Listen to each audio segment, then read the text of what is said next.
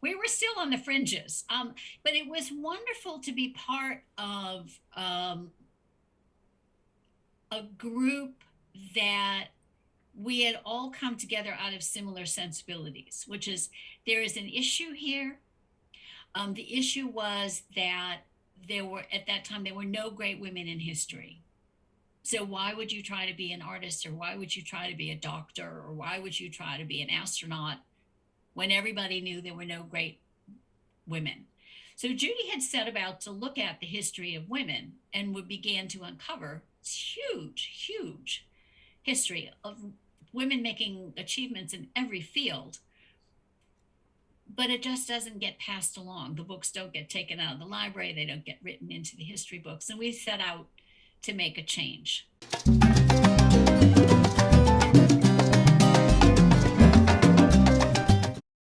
Thank you so much for joining us today. We are excited to have a wonderkin with us. Yes, she is amazing, fabulous.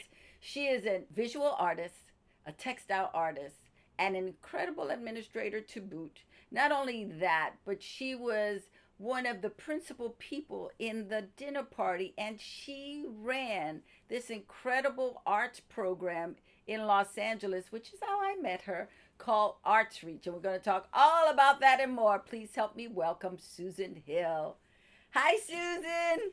Hi, Lydia. You are my wonderkin. I just Yeah, I just wanted to give you a big old hunk of love. thank Um, you. so first of all, tell us where you are from. Where I'm from. To pay respects, right now I am on Wabanaki territory, which is indigenous people who lived where I live now, which is on the coast of Maine. But I was conceived on a Saturday night in June at a backyard party on Long Island, in 1942, and I was born in on my mother's birthday in 1943 in one of the world's great cities, New York. Although my parents were both young people who had grown up in very small towns in Massachusetts, and shortly after I was born, because it was the war, my dad was in the service, and my mom took me home to her mother's house. And my dad came out of the service, and I grew up in very small towns in Massachusetts, just waiting until I could get big enough again to go back to the big cities.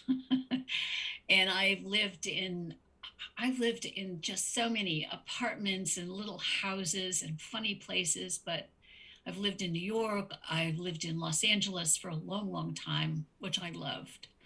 And I made a journey back to New England, and I live in a very small town in Maine again. Awesome. So my first artistic question for you is, how did you discover that you were an artist? What was that Yeah. aha moment for you? You know, um, I, and I think it's part of growing up in an extended family in a very small town. But everybody around me made things all the time. So uh, I just thought people made things. Um, and um, I just always wanted to do that. And the kind of things they made were like my uncles built their own houses, and their buddies were carpenters, and they their buddies were fishermen, and my grandmother and my aunts cooked and made dresses, and some of them made paintings, and they could sew and they could knit, and I just made things, always made things. And that was, I thought that was part of life, you know? And so that was what I wanted to do, when I grew up. Um, it made my parents crazy, partly my father really crazy, because I think they all thought that I would, to say, oh, I'm an artist, they thought I was going to starve, um, or that it was immoral, or or both, which would both be fine with me. Um, but it was, I had graduated from college and I was living in New York, and I had studied photography on my own in New York. And I just had a card printed that said I was a photographer. I love that. That's how it, how it sort of turned the corner. So, what made you pick up the camera? Well, part of, like, as I said, growing up and in small towns is just, I don't know that this happens to everybody, but my grandmother, my father, my aunts and uncles all had cameras, little, Kodak. Well, not all Kodak cameras. My grandmother had a nice camera. And they would take pictures, slides. This is all, 1940s, 1950s. And on Saturday night, the family would all get together at somebody's house and somebody would cook something really great. And then we would sit down and darken the house and we'd have a slideshow. My aunts and uncles and my grandmother and my father would all show the slides they had taken recently. And I think I got a camera, little funny old fold up Kodak camera when I was probably 12. And had the photographs were developed at the drugstore. Um, so I did, but when I was in college, I was the photo editor of the yearbook, and there was this fabulous woman in my class, her name was Patty Stamp, who took black and white photographs that we needed for the yearbook, and she was a master of light and natural light and the way she looked at things. And I was so inspired by her photographs that I decided right then that's what I wanted to do. And when I got to New York, I started taking night classes in photography from this great old grizzly photojournalist who worked for the New York Herald in those days. And he used to take us out on assignment with him. And, and he taught us all the darkroom stuff. And I just loved it. And what was one or two uh, things that he taught you that you still use today?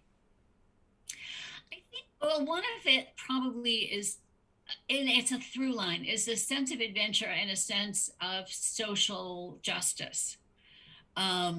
He took us to Brownsville when it was really dangerous. He would send us out late at night to take photographs.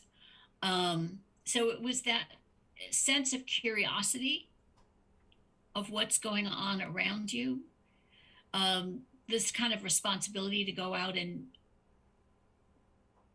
be curious about what you were seeing and try to do something about it. Now let's back up because this was the 60s. This is around 1966. Yeah, so this was right as everything was exploding in the country, where civil rights was coming towards to the forefront, and we were starting to have riots, and just before Martin Luther King passed. So this was a very unrestful time. Was an unrestful time, and also, and you were in New York then as well. All the drugs hadn't hit the streets then, but it really wasn't great if you were a young blonde woman out by yourself with a Nikon camera walking around. Um, and but yes, we were beginning to, there were a lot of issues that were at work. Some of them looked at, some of them not looked at. Yeah. Wow. Yeah. And so, who would you say was your first artistic mentor? My first would be my grandmother, who was 5'2", quite wide, who had not really had very much schooling at all, but she could see beauty. And I always thought afterwards that if she had had the ability to go to school or follow her own heart, she probably would have been an artist. So she was an artist in she expressed it in every, but she taught me about beauty. And we would walk through her gardens and look at things. We would go riding in the car and she would point things out. If I took a photograph and brought it to her, she would say, "That's very nice, Susan. But if you turned that the other way, it would have looked better." And she was right, so there was that innate sense of beauty.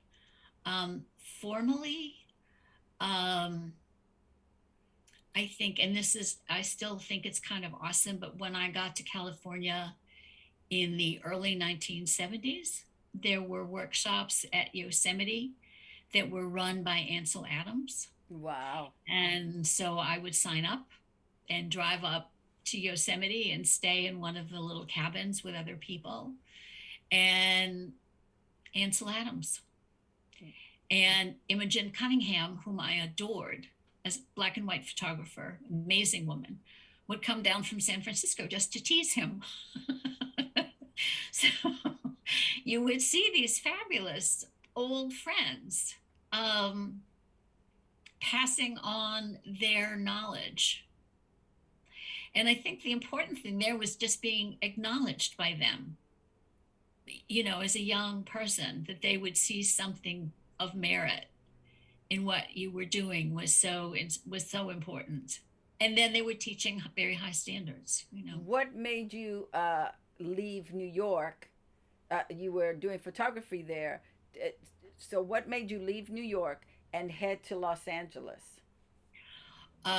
Probably the same thing that a lot of other really interesting women were doing at the time.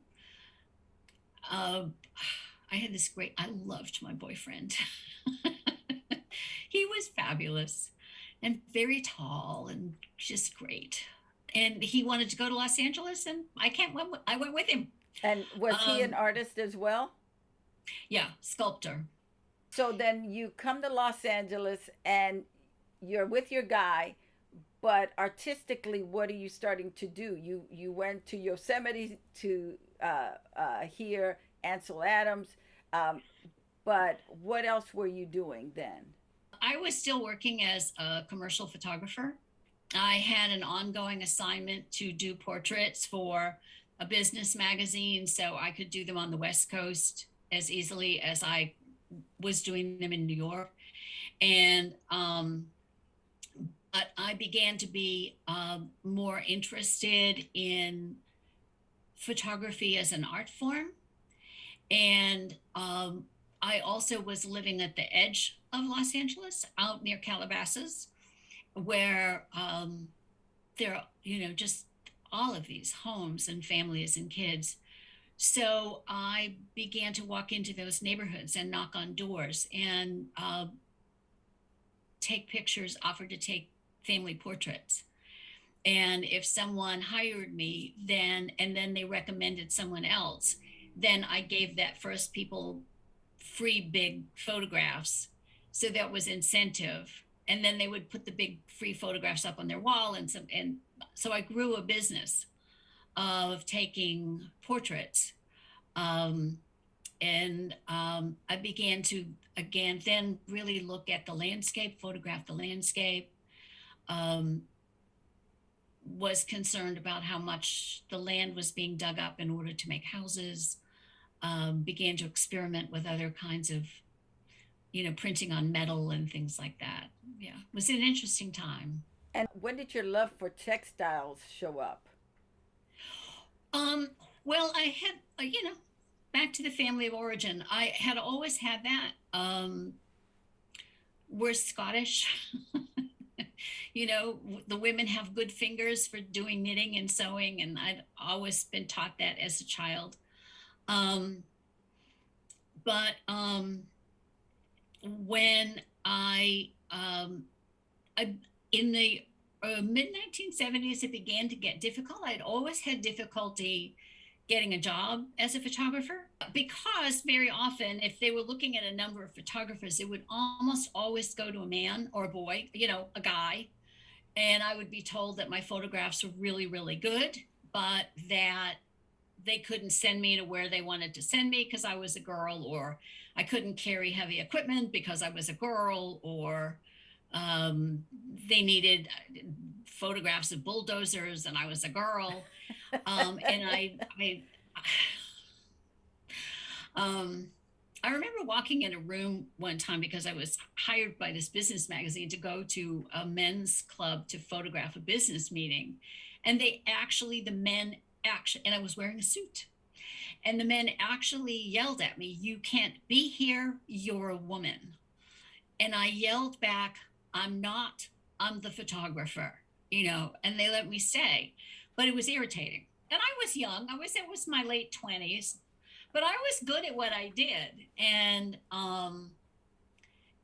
it was frustrating, and it was a slow dawning on me that I was being turned down for, excuse me, bullshit reasons. So yeah.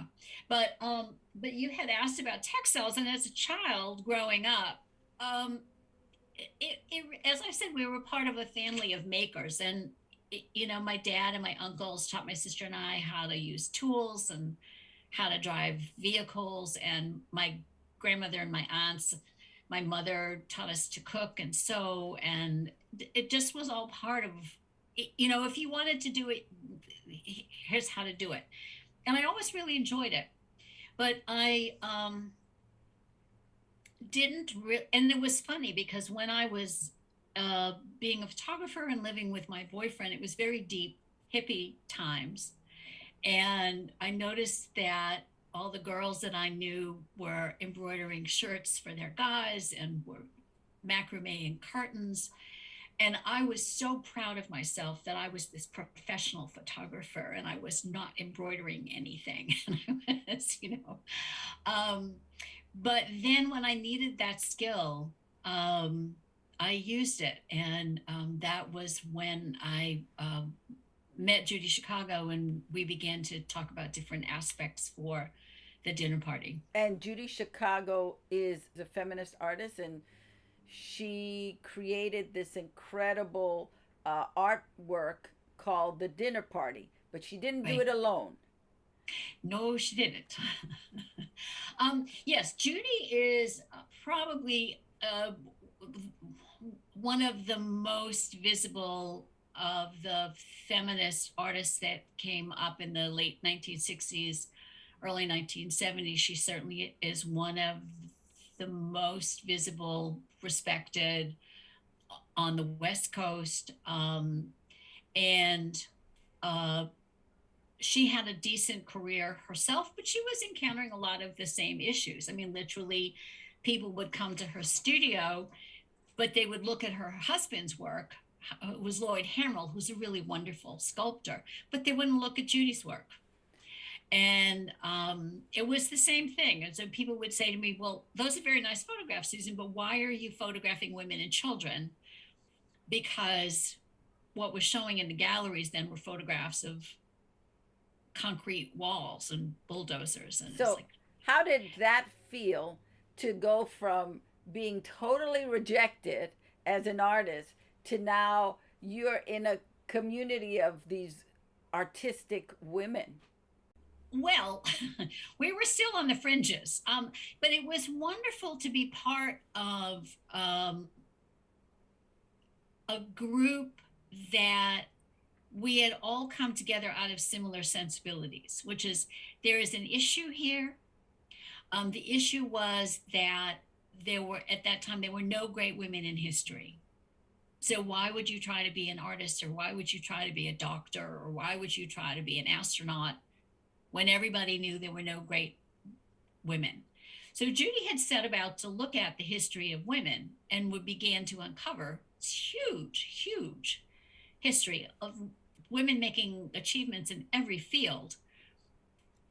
But it just doesn't get passed along. The books don't get taken out of the library, they don't get written into the history books. And we set out to make a change for that. And that's what the dinner party was. It's a monumental, it's huge work of art That is that is housed at the Brooklyn Museum in case anybody wants to see it. right. Yes, it's permanently housed now at the Brooklyn Museum, in its own wing, along with a gallery there of other feminist work. That gallery has a a rotating schedule. It's quite fabulous. But the but we came together um, in order to make this work that encompassed doing research in women's history,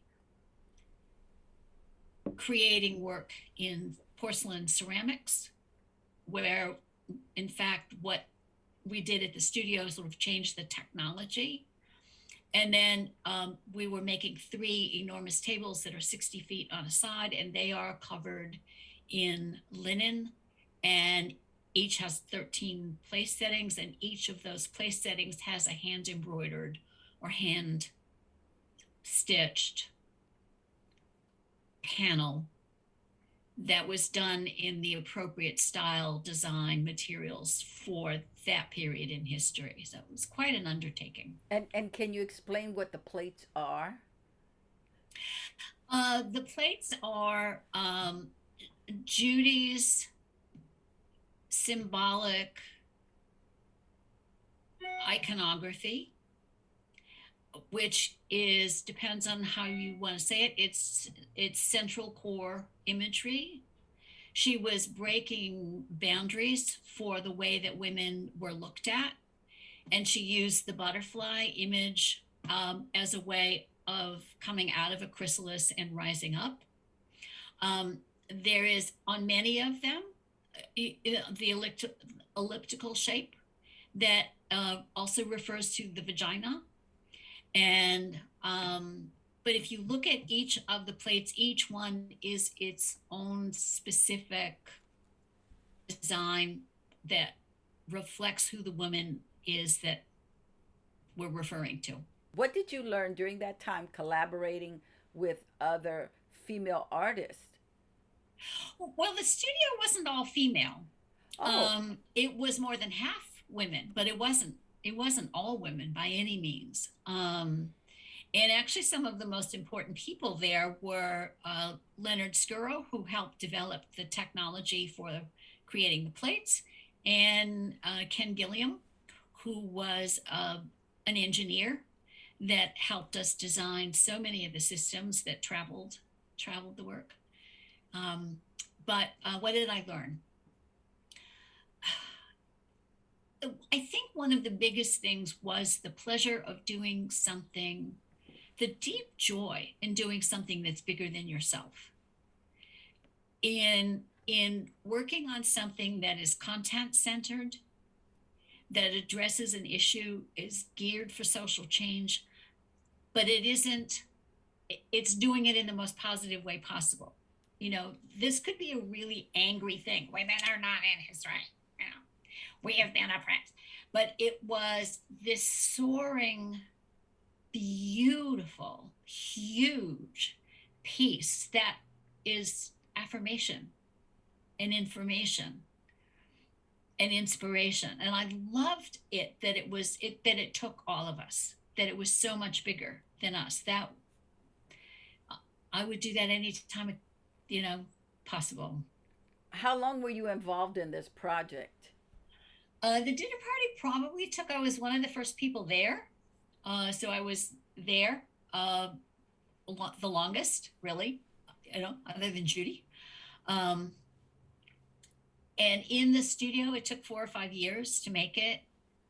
Then it had 13 exhibitions afterwards where it traveled in the United States, Canada, and Europe.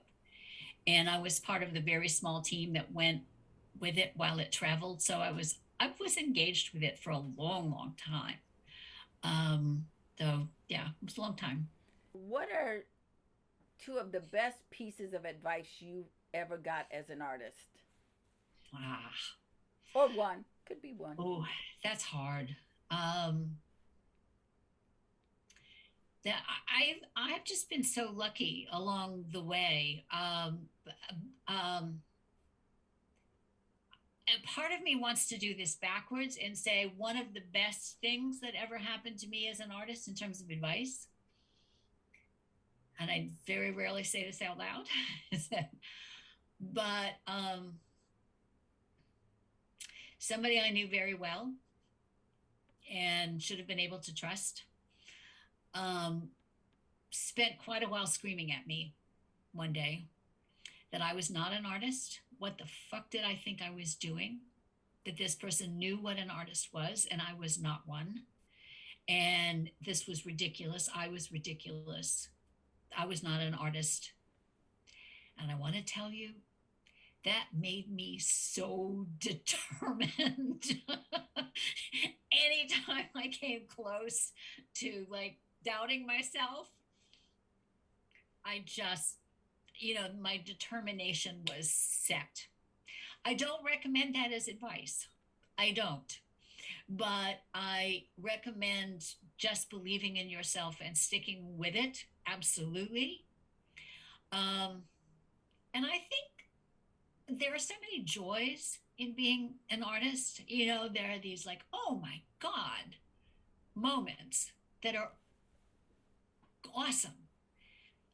I think the hard part is the doubt, the lack of self, just doubt, or when the world turns against you. Um, and again, it's about believing. And when the dinner party first came out in the world, the lines of audience to see it were the longest that had ever been recorded. But all the major critics was saying it was trash. And so something that we believed in beautifully was just the vilest words were being thrown at it. And you just had to believe. You had to absolutely believe that you were going to do something, you had done something good, and the wheel of time was going to turn. And so the advice I keep thinking about is what Picasso said in terms of doubt, is that no artist likes what they first make because it has come as a stranger. You have never seen it before.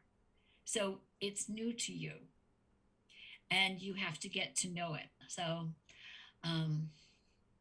and I think hang out with artists, particularly hang out with actors.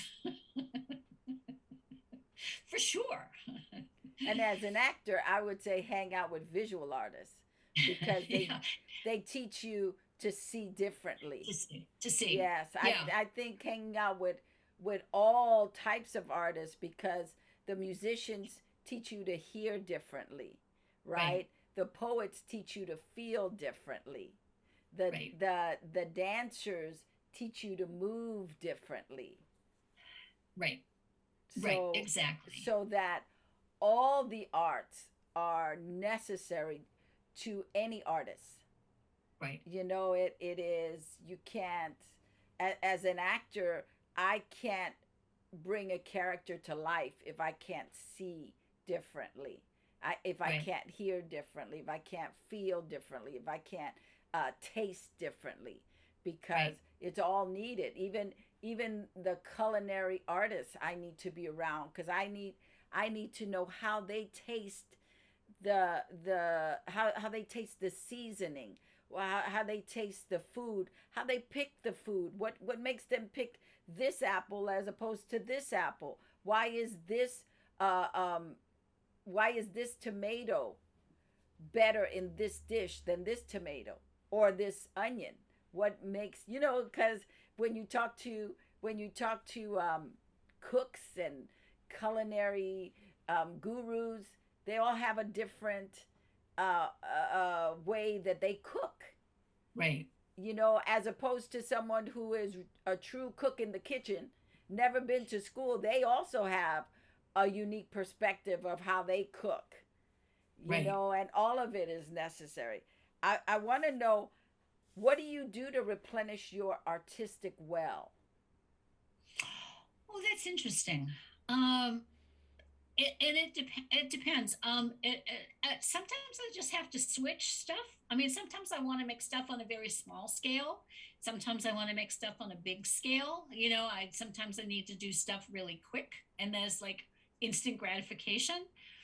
Um, but I think on the whole, part of it is, especially now that I'm living back in New England, is watching nature, understanding that there our genuine seasons in the same way that we have seasons creatively of when we're quiet and sort of dormant and when we're blossoming and when things are riotous, um, and that it's cyclical and that it moves like the moon and it moves like the ocean, and we have seasons. That's great. And I think also that the longer I live, and as you said, the more you look and the more you listen, uh, and we realize the abundance of creativity in the world over time, you know, um, the beauty and the voice of the world over time, that people have been making things forever. I just find that so inspiring. I feel that, and I think it's the same that we used to say in working with the kids, is that you bring out people's voices and you fold them back into the human tribe, you know, that that these were kids who'd been locked away, and we're folding them back into the human tribe because they're making things, they're singing, they're telling their story, they're seeing things differently. So I kind of look at everything I can. There's a lot on Zoom these days. There's, thank God for Pinterest, um, or books, or I go and adjust things from any age. I love just sort of going through museum collections online. I mean, the Autry Museum in Los Angeles has the most phenomenal collection of beaded moccasins probably in the world. And you can go online and look, and you start to think about people who tanned the deer hide and cut the leather and then decided to do green flowers on the front of this moccasin that they then were going to walk across the land in. And it just replenishes your soul. It's just so good. Things that we know is that as an artist, you need to make money. But Yes. what we don't know sometimes is that there are a lot of ways to make money with your art, not just Yeah. with that one thing. So, what are some of the ways you know that artists can make money? Right. Right. Uh, well, certainly, there are the some of the sales places that we know of, but Etsy and cooperatives. But I am such a strong proponent of the artist in residency programs, and they certainly can be found in most states of the United States. They are funded. You can be paid directly as an artist by writing your own program to a grant source, which would be like the California Arts Council or the National Endowment for the Arts, or your state agency. If you're in Los Angeles, it would be the Los Angeles Department of Cultural Affairs has them. Or you could do it through a program that's already established, like Arts Reach was established, or in Los Angeles, Theater of Hearts, or a place called Home, or Inner City Arts, or Watts Towers Art Center. You are paid to do what you like to do best, and it's part-time work, so you still can do the other professional work or your other life obligations that you want to. Strong proponent of those. So, as an actor, I'm looking for acting work. I'm looking to reach out to casting directors or theater groups, but I can also look in non traditional areas to do my art, to be an actor, like Arts Reach or like Theater of Hearts or something like that. That I can start doing research and finding out what kind of programs are in the community that needs artists. Exactly, exactly. And there are lists of those. If you're just starting out, there are lists of those, um, of either the project that you could create as an individual, or you could join a project that's ongoing, and your local city or state agency would have a list of what's happening now. They should be very helpful. And I would also add to that, the Actors Fund also has programs that can help you find other means of making money as an actor or as an artist in Hollywood, that are, and or in New York, that Right, are very helpful. So right. thank you. That's Oh, crucial. you're really welcome. Yeah. And a lot of times, actually, if you don't fit in one of those programs, but there's something you'd really like to do, then there are the big organizations like Target and Amazon, have funds that you could apply to for doing something. Yeah, And I would say on that note, hook up with a grant writer to help you.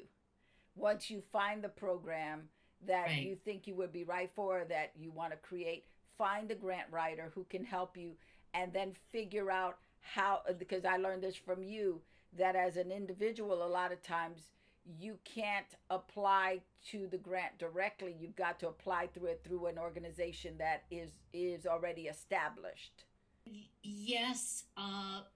But those are usually the grants that are coming through state agencies, Okay. and the state agency often can help hook you up with the place to go. Okay. Yeah, Okay. yeah, they should be helpful to you. Yeah.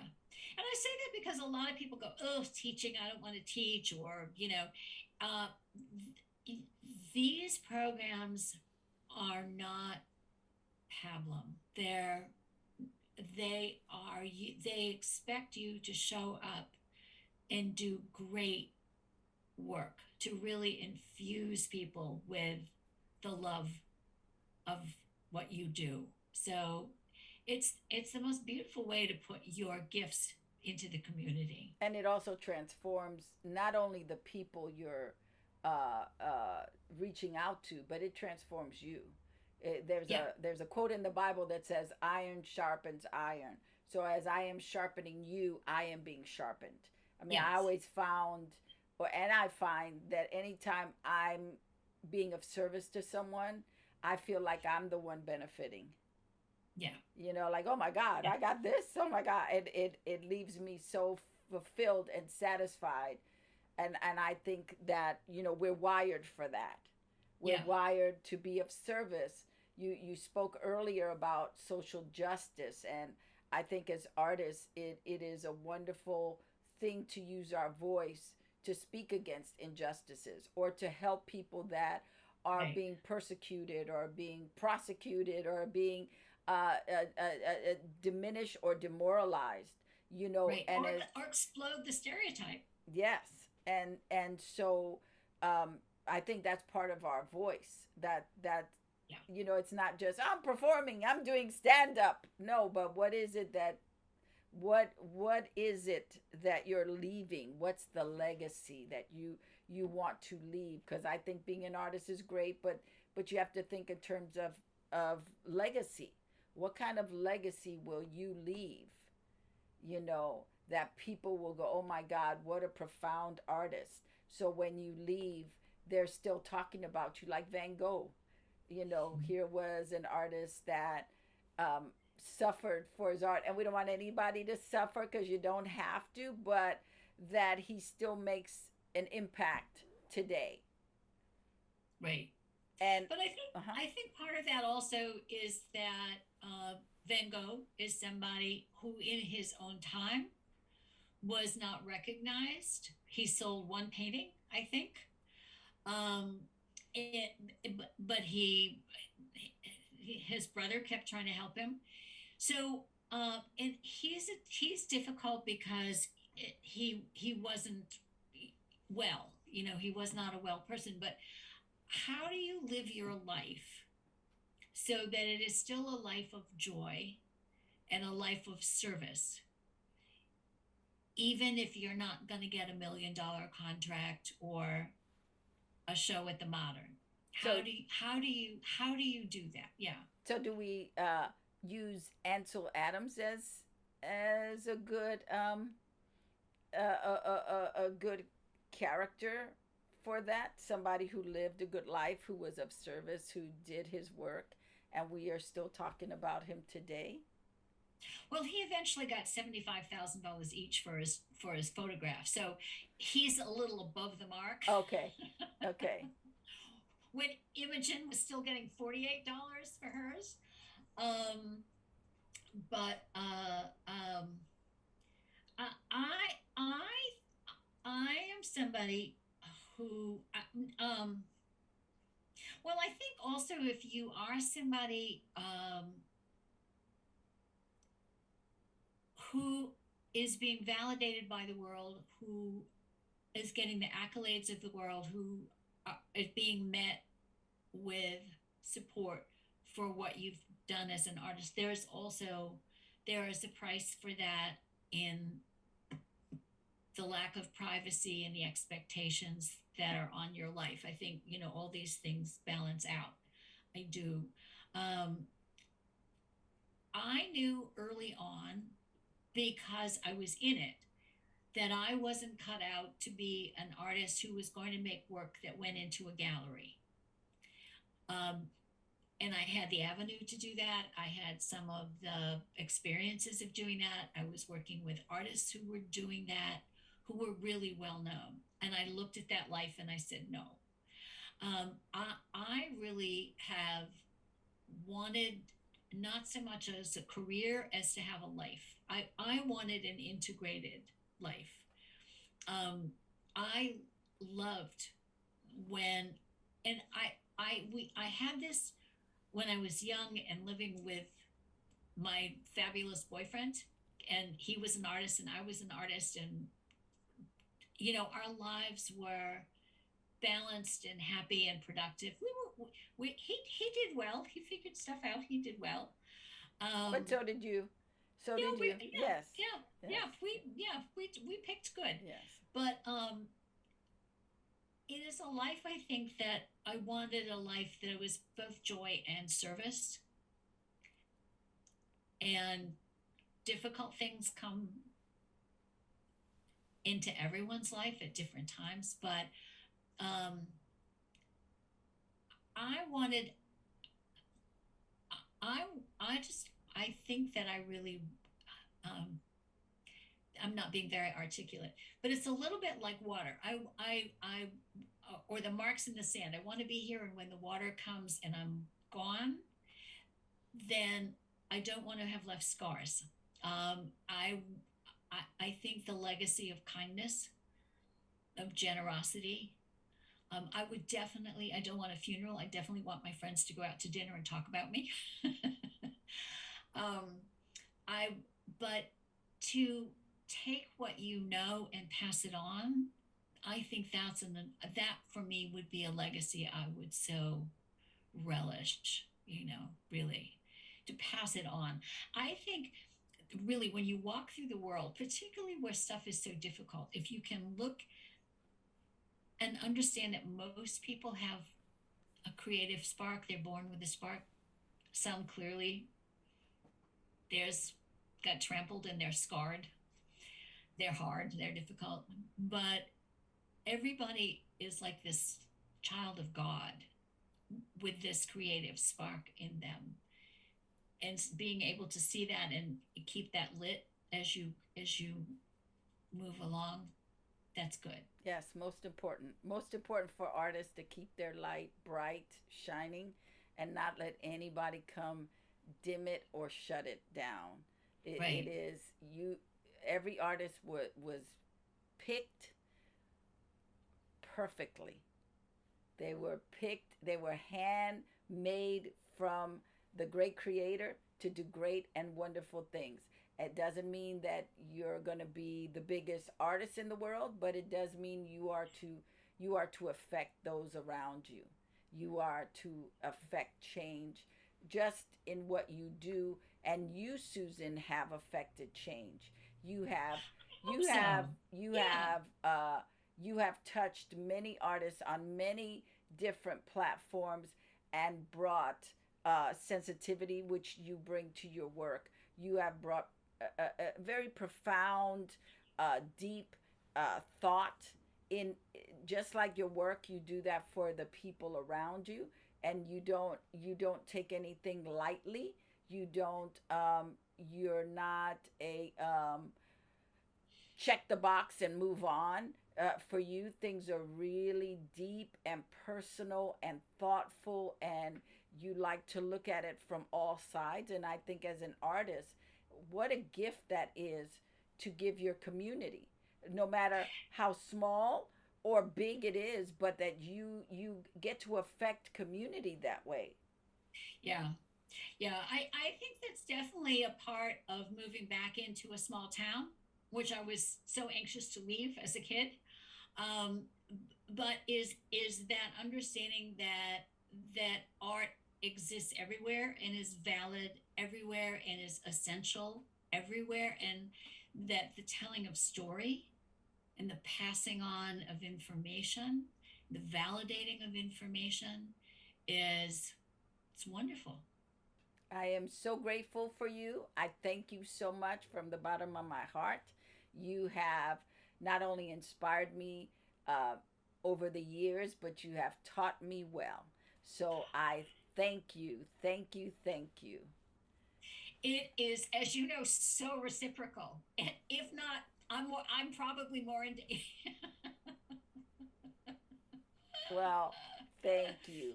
And for you as well. and for those of you who have enjoyed this, we have another great video for you to watch. And don't forget, leave comments below. Let us know what you think because I need them.